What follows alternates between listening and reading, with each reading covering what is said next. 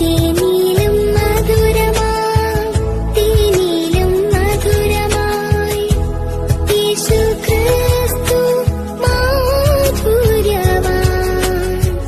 രുചിച്ചു നോക്കി ഞാൻ കർത്തൻ കൃപകളെ, യേശുക്രിസ്തു മാധുര്യവാൻ.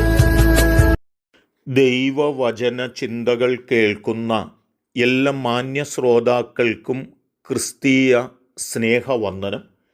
സദൃശവാക്യങ്ങളുടെ പുസ്തകം 3-ാം അധ്യായം 18-ാമത്തെ വാക്യം നാം ഇങ്ങനെയാണ് കാണുന്നത്: അതിനെ പിടിച്ചുകൊള്ളുന്നവർക്ക് അത് ജീവവൃക്ഷം, അതിനെ കരസ്ഥമാക്കുന്നവർ ഭാഗ്യവാന്മാർ.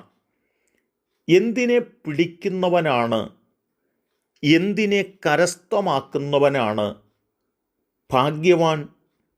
ജീവവൃക്ഷത്തിൻ്റെ അംശിയായിത്തീരുക എന്ന് ചോദിച്ചാൽ ശലോമോൻ പറയുന്നത്, ജ്ഞാനവും വിവേകവും നാം ജീവിതത്തിൻ്റെ ഒരു കൂട്ടുകാരനെ പോലെ എപ്പോഴും നമ്മുടെ ജീവിതത്തിൽ കരുതണം എന്നുള്ളതാണ്.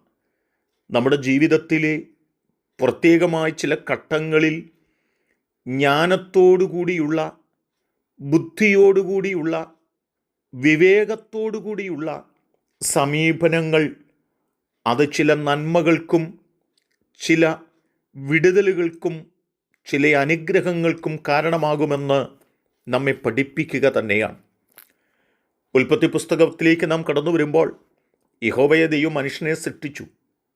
ഏദനിൽ അവരെ ആക്കിയപ്പോൾ അവരോട് ഓർമ്മപ്പെടുത്തിയത്, ഈ തോട്ടത്തിൽ നിങ്ങൾക്ക് പാർക്കാം, നിങ്ങൾ തോട്ടം സൂക്ഷിക്കണമെന്നാണ്. ഈ തോട്ടത്തിലെ എല്ലാ വൃക്ഷഫലവും നിങ്ങൾക്ക് തിന്നാം, എന്നാൽ ഒരു വൃക്ഷഫലം തിന്നാൻ പാടില്ല എന്നാണ്. ആ വൃക്ഷഫലം നിങ്ങൾ തിന്നുന്ന നാളിൽ നിങ്ങൾ മരിക്കും എങ്കിലും തോട്ടത്തിൻ്റെ നടുവിലൊരു ജീവവൃക്ഷം കൂടിയുണ്ട്, ആ വൃക്ഷഫലം തിന്നുന്നവൻ ജീവിക്കുമെന്നുകൂടി ഓർമ്മപ്പെടുത്തിയിട്ടുണ്ട്. ഇവിടെ എന്തൊക്കെയാണ് യഹോവയായ ദൈവം ആദമിനോടും അവയോടും പറയുന്നത്? തോട്ടം നിങ്ങൾ സൂക്ഷിക്കണം, നിങ്ങൾക്ക് പാർക്കാൻ വേണ്ടിയാണ്. 2, ഒരു വൃക്ഷഫലം നിങ്ങൾ ഭക്ഷിക്കരുത്. അഥവാ നിങ്ങൾ ഭക്ഷിച്ചാൽ നിങ്ങൾക്ക് രക്ഷപ്പെടുവാൻ വേണ്ടി ജീവവൃക്ഷം ഇവിടെ ഉണ്ടെന്നുള്ളത് നിങ്ങൾ ഓർത്തു വയ്ക്കണം.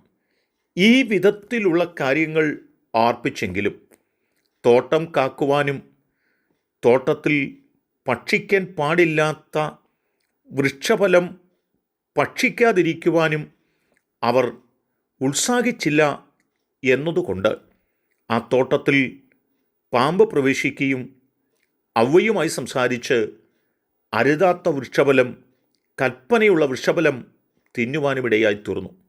എന്നാൽ ദൈവവചനത്തിൻ്റെ മാർമിക സത്യങ്ങൾ, അല്ലെങ്കിൽ പിതാവായ ദൈവം അവരോട് പറഞ്ഞിരുന്ന പ്രമാണമനുസരിച്ച് ബുദ്ധിയോടുകൂടി, ജ്ഞാനത്തോടുകൂടി അവർ ഓടിച്ചെന്ന് ജീവവൃക്ഷത്തിൻ്റെ ഫലം പറിച്ച് ഭക്ഷിച്ചിരുന്നെങ്കിൽ അവർക്ക് ജീവിക്കാനുള്ള സാധ്യതയുണ്ടായിരുന്നു.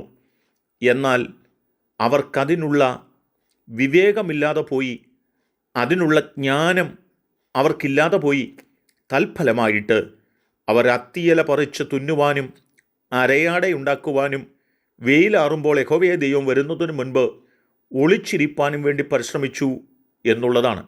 അവരുടെ അവിവേകമാണ്, അവരുടെ ജ്ഞാനമില്ലാഴികയാണ് അവരുടെ ജീവിതത്തിനകത്തെ തകർച്ചയ്ക്ക് കാരണമായി തീർന്നത്. തൽഫലമായി അവർ തോട്ടത്തിൽ നിന്ന് പുറത്താക്കപ്പെടുകയാണ്.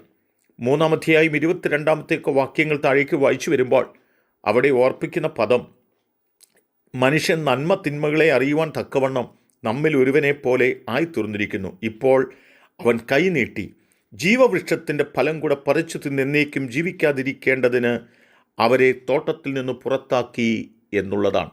എന്നെ കേൾക്കുന്ന പ്രിയപ്പെട്ടവരെ, ചില സന്ദർഭങ്ങളിൽ ദൈവം നമുക്ക് തന്നിരിക്കുന്ന വിവേകം, ജ്ഞാനം വളരെ കൃത്യതയോടുകൂടി നാം ഉപയോഗിക്കുന്നുവെങ്കിൽ ചില കാര്യങ്ങൾക്ക് നീക്കുപോക്കിന്, ചില വിടുതലുകൾക്ക്, നിത്യജീവൻ നഷ്ടപ്പെടാതെ അത് സ്വന്തമാക്കുന്നതിന് അത് നമുക്ക് പ്രയോജനപ്രദമായി തീരുമെന്നതുകൊണ്ടാണ് ശലോമോൻ ഇങ്ങനെ ഓർപ്പിച്ചത്. ആ ജ്ഞാനത്തെ നിങ്ങൾ പിടിച്ചുകൊള്ളുന്നുവെങ്കിൽ നിങ്ങൾക്കത് ജീവവൃക്ഷമാണ്. ആ ജ്ഞാനവും വിവേകവും നിങ്ങൾ കരസ്ഥമാക്കിയിരിക്കുന്നുവെങ്കിൽ നിങ്ങൾ ഭാഗ്യവാന്മാരാണ്. ഈ വചനത്തെ നാം ആഴമായി മനസ്സിലാക്കി നമുക്ക് നിലനിൽക്കാം. അതിന് ദൈവം നമ്മെ സഹായിക്കട്ടെ. കരുണയുള്ള ദൈവമേ, ഞങ്ങൾ തകർന്നു പോകാതിരിക്കേണ്ടതിന് ഞങ്ങൾ ജ്ഞാനമുള്ളവരായി ജീവിതം മുൻപോട്ട് കഴിപ്പാനിടയാക്കണം. യേശു കർത്താവിൻ നാമത്തിൽ തന്നെ ആമേൻ.